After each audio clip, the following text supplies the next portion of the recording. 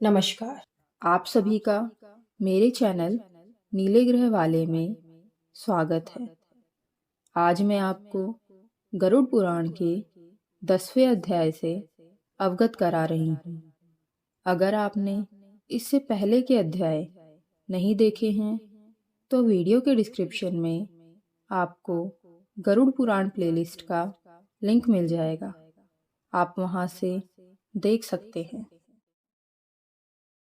गरुड़ पुराण के 10वें अध्याय में मृत्यु के बाद के कार्य, शव आदि 6 पिंडदानों का फल, दाह संस्कार की विधि, पंचक में दाह संस्कार का निषेध, दाह संस्कार के बाद किए जाने वाले कर्म तथा शिशुओं के दाह संस्कार का विधान आदि का वर्णन है। तो आइए प्रारंभ करते हैं गरुड़ पुराण का 10वां अध्याय।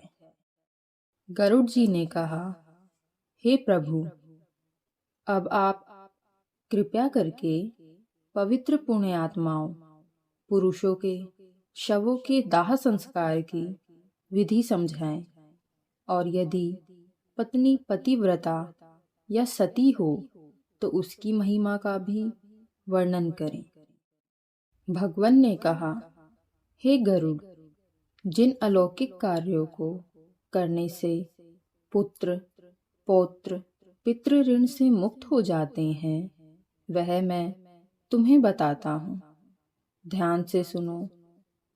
माता पिता का अंतिम संस्कार अच्छे से करें। इससे पुत्र को अग्नि शोम यज्ञ के समान फल मिलता है। माता पिता की मृत्यु होने पर पुत्र को शोक त्याग कर समस्त पापों से मुक्ति पाने के लिए सभी बंधुओं बांधवों के साथ मुंडन कराना चाहिए। जिस पुत्र ने अपने माता पिता के मरने पर अपना सिर नहीं मुंडवाया, उसे संसार सागर का उद्धार करने वाला पुत्र कैसे माना जा सकता है। इसलिए नाखून और बगल को छोड़कर मुंडन कराना जरूरी है। इसके बाद सभी बंधु बांधवों के साथ स्नान करें और धुले हुए कपड़े पहने।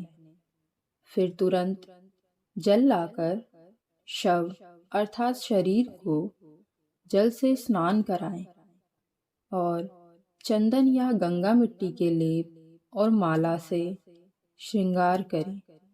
फिर उसे नए वस्त्र से ढकें।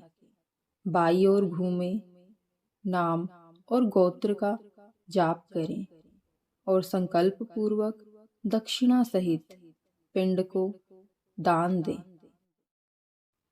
मृत्यु के स्थान पर शव नामक पिंड को मृतक के नाम और गोत्र से प्रदान करें।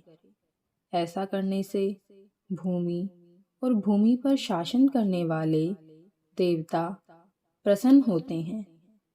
इसके बाद मृतक के नाम और गोत्र का उच्चारण करते हुए द्वार देश पर पंथ नामक पिंड चढ़ाएं।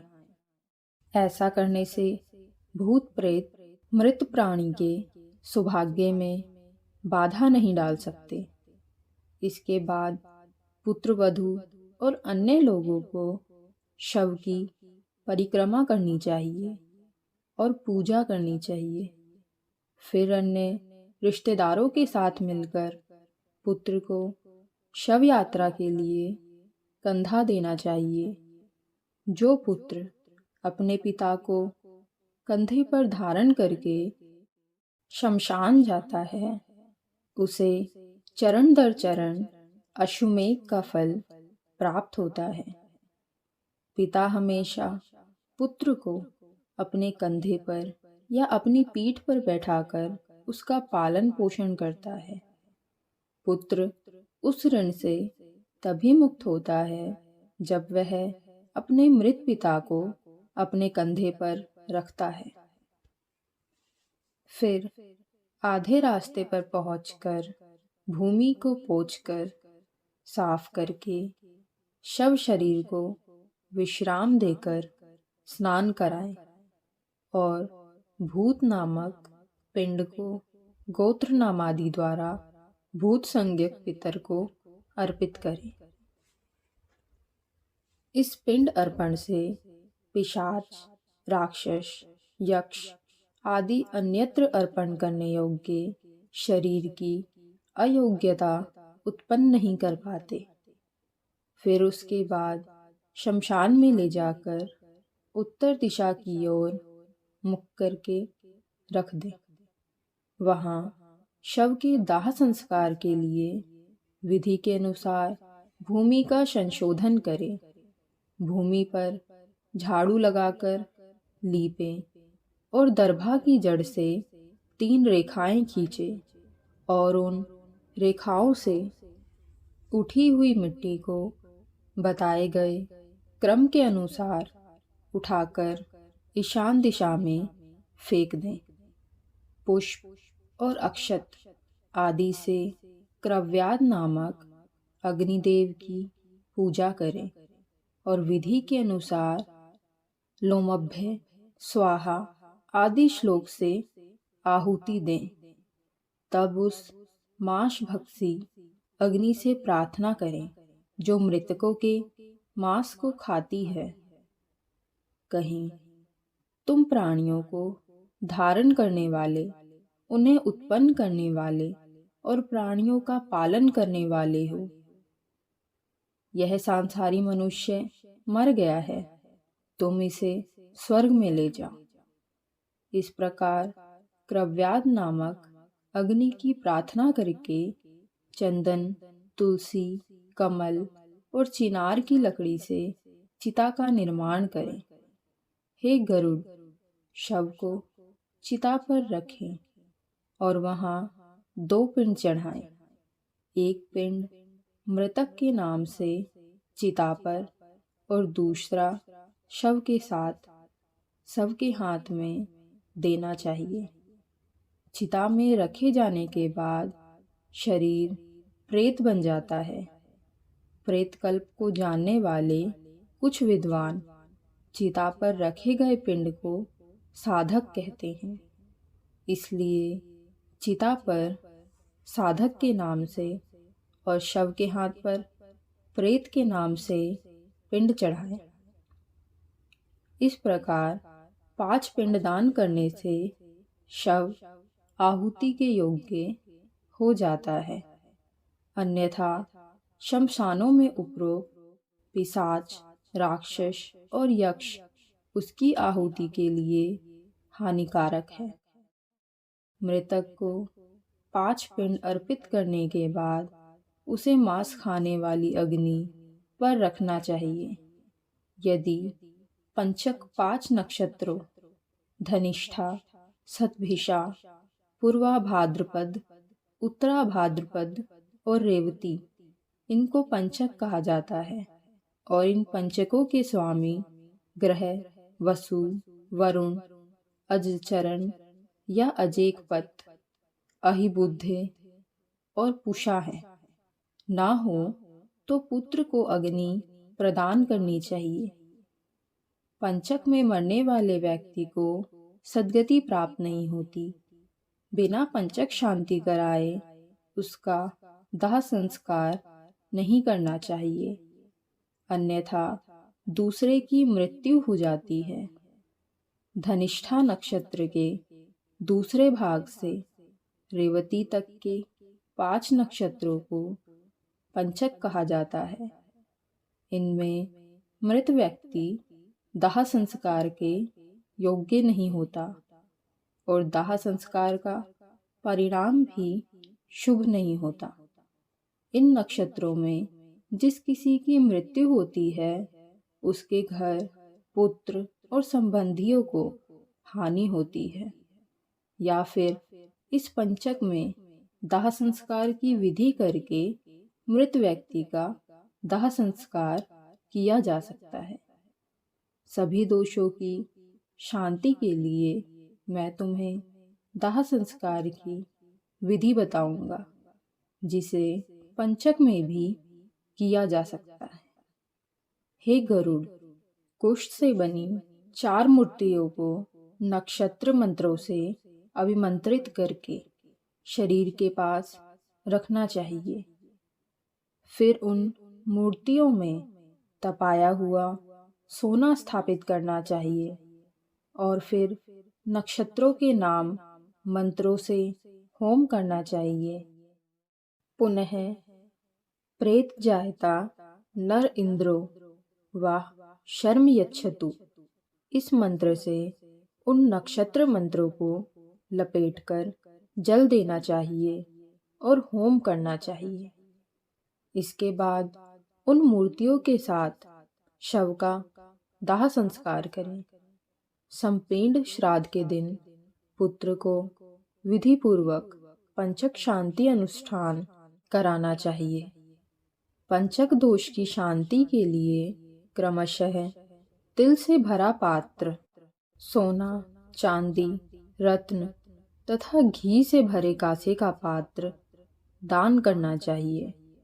इस प्रकार पंचक शांति विधान करके शरीर को दाह देने वाले पंचक जनित कोई बाधा नहीं होती तथा प्रेत को भी सौभाग्य सद्गति की प्राप्ति होती है।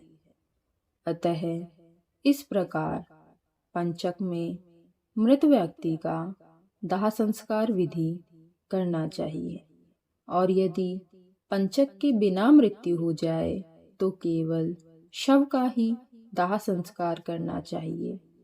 यदि मृतक की पत्नी सती हो रही हो तो उसके दाह संस्कार के साथ ही शव का भी दाह संस्कार करना चाहिए। यदि कोई पतिव्रता स्त्री अपने पति के सुख में लीन होकर उसके साथ परलोक में जाना चाहती है, सती होना स्त्री की इच्छा पर निर्भर करता है। सती के नाम पर कोई जबरदस्ती नहीं होनी चाहिए। यदि कोई पतिव्रता स्त्री अपने पति के सुख में लीन होकर उसके साथ परलोक में जाना चाहती है तो वह अपने पति की मृत्यु पर स्नान करें, अपने शरीर को कुमकुम, सुंदर वस्त्र और आभूषणों से सुसज्जित करें, ब्राह्मणों और रिश्तेदारों को दान दें, गुरुजनों को प्रणाम करके और फिर घर से बाहर निकलें। इसके बाद मंदिर में जाकर भगवान विष्णु जी को श्रद्धापूर्वक प्रणाम करें। वहां अपने आभूषण चढ़ाकर श्रीफल अर्थात नारियल लेकर लज्जा और मोहमाया त्याग कर शमशान में जाएं। फिर वहां सूर्य को प्रणाम करें, चिता की परिक्रमा करें, फूलों की शैया रूपी चिता पर चढ़ें और अपने पति को गोद में लेटाएं। फिर सखियों को श्रीफल देकर दाह संस्कार की आज्ञा दें और गंगा जल में स्नान के समान दाह संस्कार समझकर अपने शरीर को जला दें। गर्भवती स्त्री को अपने पति के साथ अपना दाह नहीं करना चाहिए। उसे जन्म देकर और उत्पन्न बच्चे का पालन पोषण करने के बाद पतिव्रता स्त्री अथवा सती होना चाहिए। यदि कोई स्त्री अपने मृत पति का शरीर लेकर अपने शरीर का दाह संस्कार करती है तो अग्नि केवल उसके शरीर को जलाती है, उसकी आत्मा को कोई पीड़ा नहीं होती। जिस प्रकार सोने तथा अन्य धातुओं का मैल धोते समय अग्नि में जल जाता है, उसी प्रकार पति के साथ जलती हुई स्त्री अपने पापों को अमृत के समान अग्नि में जला देती है। जिस प्रकार सच्चा और धर्मात्मा पुरुष शपथ लेते समय गर्म लोहे का शरीर धारण करने पर भी नहीं जलता, उसी प्रकार जो स्त्री अपने पति के शव के साथ चिता पर विलीन हो जाती है वह कभी नहीं जलती, अर्थात उसे कष्ट, दाह संस्कार कष्ट नहीं होता। इसके विपरीत उसका विवेक मृतक के विवेक के साथ एक हो जाता है। अपने पति की मृत्यु पर जब तक स्त्री अपने शरीर को उसके शरीर के साथ नहीं जला देती तब तक वह किसी प्रकार से भी स्त्री शरीर प्राप्त करने से मुक्त नहीं होती। इसलिए जीवित रहते हुए मन, वचन और कर्म से सदैव अपने पति की सेवा करनी चाहिए और मरने के बाद भी उसका अनुसरण करना चाहिए। जो स्त्री अपने पति की मृत्यु के बाद अग्नि में समर्पित हो जाती है उसे महर्षि वशिष्ठ की पत्नी अरुंधति की तरह स्वर्ग में सम्मानित किया जाता है। वहाँ अप्सराओं द्वारा उसकी स्तुति की जाती है और वह अपने पति के साथ 14 इंद्रों के शासनकाल तक यानी एक कल्प तक स्वर्ग में आनंद लेती है। एक पतिव्रता स्त्री जो अपने पति का अनुसरण करती है वह अपने 3 परिवारों, मातृ परिवार, पैतृक परिवार और पति का परिवार को पवित्र कर देती है। मानव शरीर में 35 मिलियन रोम होते हैं। उतने काल तक वह स्त्री अपने पति के साथ स्वर्ग का आनंद लेती है। वह सूर्य के समान प्रकाशमान विमान में अपने पति के साथ क्रीड़ा करती है और जब तक सूर्य और चंद्रमा की स्थिति रहती है तब तक वह अपने पतिलोक में निवास करती है। इस प्रकार दीर्घायु प्राप्त करके और पवित्र कुल में जन्म लेकर वह पतिव्रता स्त्री अगले जन्म में उस पति को पुनः प्राप्त करती है। जो स्त्री क्षण भर के दाह दुख के कारण ऐसे सुखों का त्याग कर देती है वह मूर्ख होती है और जन्म जन्मांतर तक विरह की अग्नि में जलती रहती है। अतः पति को उन्हें शिव जानकर उनके साथ अपने शरीर को जला देना चाहिए। हे गरुड़, यदि पत्नी सती नहीं होती तो केवल पति के शव का ही दाह करना चाहिए। यदि शरीर का आधा या पूरा भाग जल जाए तो सिर तोड़ देना चाहिए।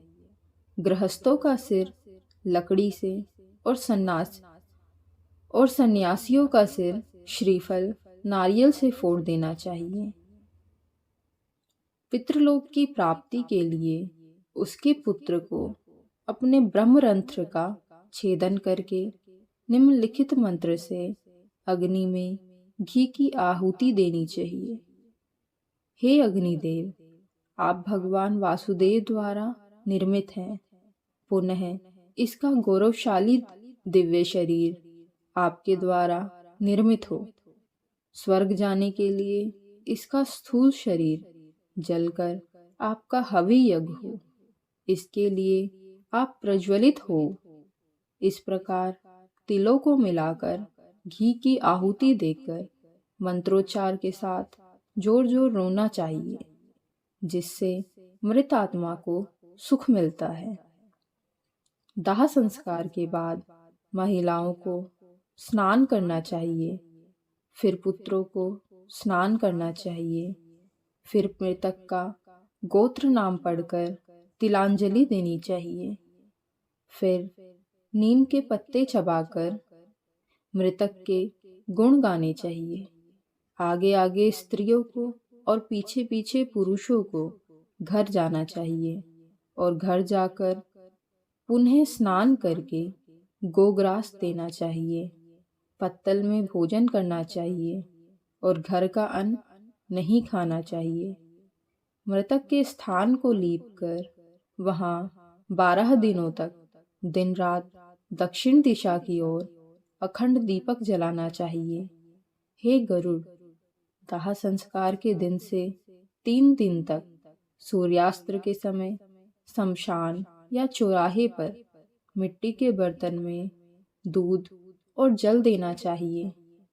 काठ की 3 लकड़ियों को धागे से मजबूती से बांधना चाहिए, यानी एक तिपाई बनानी चाहिए और उस पर दूध और पानी से भरा हुआ एक कच्ची मिट्टी का बर्तन रखना चाहिए और मंत्र पढ़ना चाहिए। हे प्रेत, तुम शमशान की आग से जल गए हो। रिश्तेदारों द्वारा त्याग दिए गए हो। यह पानी और यह दूध तुम्हारे लिए है। इसमें स्नान करो और इसे पी लो। अग्निदान करने वाले को चौथे दिन अस्थियां एकत्रित करनी चाहिए और निराग्नि को निषिद्ध तिथि मानकर तीसरे या दूसरे दिन अस्थियां एकत्रित करनी चाहिए। अस्थियां एकत्रित करने के लिए शमशान भूमि में जाकर स्नान करके पवित्र हो जाएं। ऊनी धागा लपेटकर और पवित्र धागा धारण करके या मायात्वा इस मंत्र से उड़द की आहुति देनी चाहिए तथा 3 बार परिक्रमा करनी चाहिए। हे खगेश्वर, फिर चिता पर दूध और पानी को छिड़कना चाहिए। फिर हड्डियों को एकत्रित करके कमल के पत्ते पर रखें और उन्हें दूध और पानी से धोएं और फिर से मिट्टी के बर्तन पर रखें और अनुष्ठान के अनुसार श्राद्ध पिंडदान करें। एक त्रिकोणीय चबूतरा बनाकर उसे गोबर से लीप दें। दक्षिण दिशा की ओर मुख करके चबूतरे के तीनों कोनों पर 3 पिंड अर्पित करें। चिता की राख इकट्ठा करें। उसके ऊपर एक तिपाई रखें और उसके ऊपर खुले मुंह वाला पानी से भरा घड़ा स्थापित करें। इसके बाद चावल पकाकर उसमें दही, घी और मिष्ठान मिलाकर विधि के अनुसार जल सहित प्रेत को आहुति दें। हे गरुड़, फिर 15 कदम उत्तर दिशा की ओर जाएं और वहां एक गड्ढा बनाकर अस्थि पात्र को रख दें। उसे जलने से होने वाली पीड़ा को नष्ट करने वाला पिंड दीजिए और अस्थि पात्र को निकालकर जलाशय में ले जाइए। वहां उन अस्थियों को बार बार दूध और पानी से धोएं और उन पर विशेष रूप से चंदन और केसर का लेप करें। फिर उन्हें एक जोड़े में रखकर हृदय और सिर पर लगाकर परिक्रमा करें तथा उन्हें नमस्कार करके गंगा जी में विसर्जित करें। जिस मृत व्यक्ति की अस्थियां 10 दिन के भीतर गंगा में विसर्जित कर दी जाती है, वह कभी भी ब्रह्मलोक से वापस नहीं आता है। मनुष्य की अस्थियां जब तक गंगा जल में रहती हैं, उतने हजारों वर्षों तक वह स्वर्ग में रहता है। जब वायु गंगा जल की लहरों को छूकर मृतक को स्पर्श करती है, तो मृतक के पाप तुरंत नष्ट हो जाते हैं। महाराजा भागीरथ ने कठोर तपस्या करके देवी गंगा की पूजा की और अपने पूर्वजों को बचाने के लिए देवी गंगा को ब्रह्मलोक से भूलोक ले आए। गंगा की पवित्र महिमा, जिसके जल ने जले हुए राजा सगर के पुत्रों को स्वर्ग पहुंचाया, उन गंगा जी का पवित्र यश तीनों लोकों में प्रसिद्ध है। पूर्व अवस्था में पाप करके मरने वालों की अस्थियां जब गंगा में छोड़ दी जाती हैं, तो वे स्वर्ग जाते हैं। एक बड़े जंगल में एक शिकारी, जिसने सभी जीवित प्राणियों को मार डाला था, उसे एक शेर ने मार डाला और जब वह नरक में जा रहा था, तो उसकी अस्थियां गंगा जी में गिर गईं। जिससे वह दिव्य विमान पर चढ़ गया और स्वर्ग चला गया। अतः सत्पुरुष को अपने पिता की अस्थियों को स्वतः ही गंगा में विसर्जित कर देना चाहिए। अस्थि संग्रह के बाद 10 पिंडीय 10 गात्र अनुष्ठान किया जाना चाहिए। यदि किसी व्यक्ति की विदेश में, जंगल में या चोरों के भय से मृत्यु हो गई हो और उसका शव ना मिला हो, तो जिस दिन उसकी मृत्यु का समाचार मिले उसी दिन कुश की मूर्ति बनाकर उसे पूर्व विधि के अनुसार दाह कर देना चाहिए और उसकी राख लेकर गंगा जल में विसर्जन करें। 10 पिंडीय अनुष्ठान भी उसी दिन से प्रारंभ करना चाहिए तथा वार्षिक श्राद्ध भी उसी सूचना प्राप्त होने वाले दिन को ग्रहण करना चाहिए। यदि गर्भ पूरा होने के बाद स्त्री मर जाए तो उसका पेट काटकर बच्चे को निकाल लें। यदि वह भी मर गया हो तो उसे जमीन में गाड़कर केवल मृत स्त्री का दाह करें। जो बच्चा गंगा के किनारे मरे उसे गंगा में ही प्रवाहित कर देना चाहिए और 27 महीने तक का बच्चा जो कहीं और मर गया हो उसे जमीन में गाड़ देना चाहिए। इसके बाद की अवस्था वाले बच्चे का दाह संस्कार करें और उसकी अस्थियों को गंगा में विसर्जित करें और एक लोटा जल भरकर चढ़ाएं और केवल बच्चों को ही भोजन कराएं। यदि गर्भ नष्ट हो जाए तो कोई कार्रवाई नहीं होती, लेकिन यदि शिशु मर जाए तो उसके लिए दूध दान देना चाहिए। यदि कोई बच्चा चूड़ाकरण से पहले या 3 वर्ष की आयु में मर जाता है तो उसके लिए पानी से भरा एक घड़ा दान करना चाहिए और खीर खिलानी चाहिए। किसी जवान आदमी की मृत्यु पर छोटे लड़कों को भोजन कराना चाहिए और उपनीता पुंगड़ अवस्था के बच्चों की मृत्यु पर उसी अवस्था के बच्चों के साथ ब्राह्मणों को भोजन कराना चाहिए।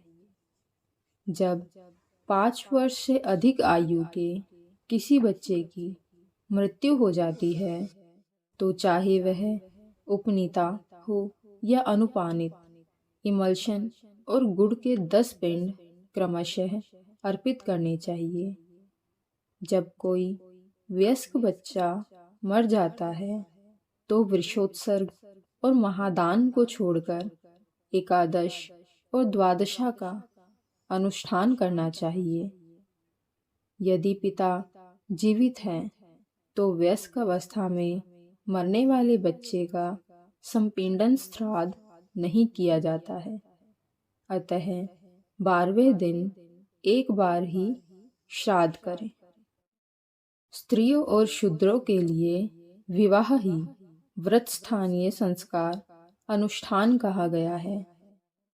व्रत अर्थात विवाह से पहले मरने वाले सभी जातियों के मृतकों के लिए उनकी स्थिति के अनुसार समान कार्रवाई की जानी चाहिए।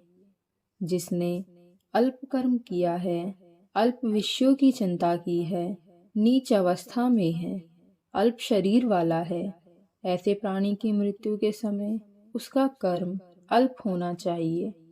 जब किसी किशोर और कम उम्र के व्यक्ति की मृत्यु हो जाती है तो शय्यादान, बैलदान, चरणदान, महादान और देवदान आदि संस्कार करने चाहिए। सभी प्रकार के तपस्वी सन्यासी की मृत्यु होने पर उनके पुत्रों आदि के द्वारा ना तो उनका दाह संस्कार करना चाहिए, ना ही उन्हें तिलांजलि देनी चाहिए, ना ही दशगात्र अनुष्ठान करना चाहिए, क्योंकि केवल दंड लेने, संन्यास ग्रहण कर लेने से ही नर नारायण स्वरूप हो जाता है।